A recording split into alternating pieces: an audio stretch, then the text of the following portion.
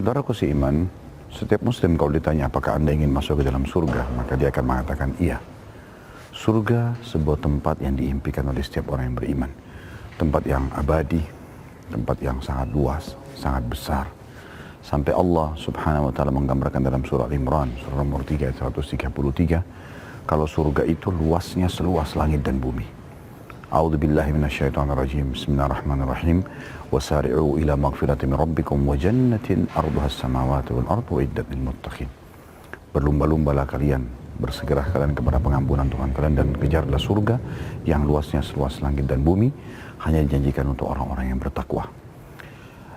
Dalam Islam kita diberikan fasilitas tambahan. Kalau kita ingin memiliki tambahan ekstra fasilitas di surga, seperti misalnya mendapatkan tambahan istana di surga.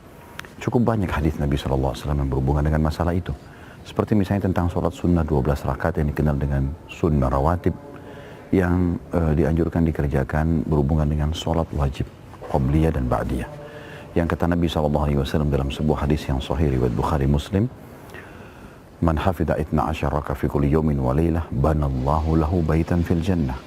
Barang siapa yang menjaga 12 rakaat sehari semalam, Allah akan membangunkan baginya istana di surga. 2 rakaat antara azan iqamah subuh, dikenal dengan sunnatul fajar.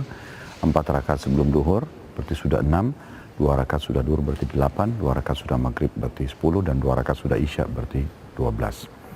Tentu ada sholat-sholat sunnah yang lain. Tetapi 12 rakaat ini dikenal dengan sunnah rawatib. Cukup banyak hadis-hadis yang lain menjelaskan. Tetapi yang ingin saya titik beratkan adalah membangun masjid. Masjid adalah rumah Allah di muka bumi. Dan Nabi SAW bersabda tentang masalah masjid, Man bana masjidan lillahi banallahu lahu baitan fil jannah. Siapa yang membangunkan masjid di muka bumi untuk Allah, maka Allah akan membangunkan baginya istana di surga. Mudah sekali saudaraku seiman. Membangun rumah Allah di muka bumi, mudah sekali. Anda tidak perlu memikirkan kalau Anda harus membangun dengan sekian miliar rupiah. Mungkin memang sekian miliar rupiah kalau kita ingin membangun masjid yang besar, sesuai dengan kapasitas dan kemampuan. Tetapi ada sebuah hadis Nabi SAW yang berbunyi, siapa yang membangun rumah Allah di muka bumi, masjid, sebesar sarang burung, maka Allah akan membangunkan baginya istana di surga. 1.000 rupiah pun, bila ada masjid sedang dibangun, Anda menyumbang, maka cukup Anda mendapatkan istana di surga. Manfaat yang Anda dapatkan kalau Anda membangun masjid di muka bumi adalah, pertama Anda mendapatkan istana di surga. Yang kedua, Anda akan memanen pahala setiap orang yang sholat di situ. Bayangkan misalnya hadis Nabi SAW yang berbunyi, siapa yang memanggil atau mengajak seseorang pada kebaikan, maka dia akan mendapatkan pahala pelaku kebaikan tersebut tanpa dikurangi sedikit pun dari pahala si pelaku tadi. Misal, saya mengajak teman saya untuk sholat di masjid, maka saya dapat pahala saya misalnya 10 pahala. Saya mendapatkan 10 pahala, teman saya pun akan mendapatkan 10 pahala. Tapi karena saya mengajaknya, maka saya akan diberikan 10 pahala yang sama.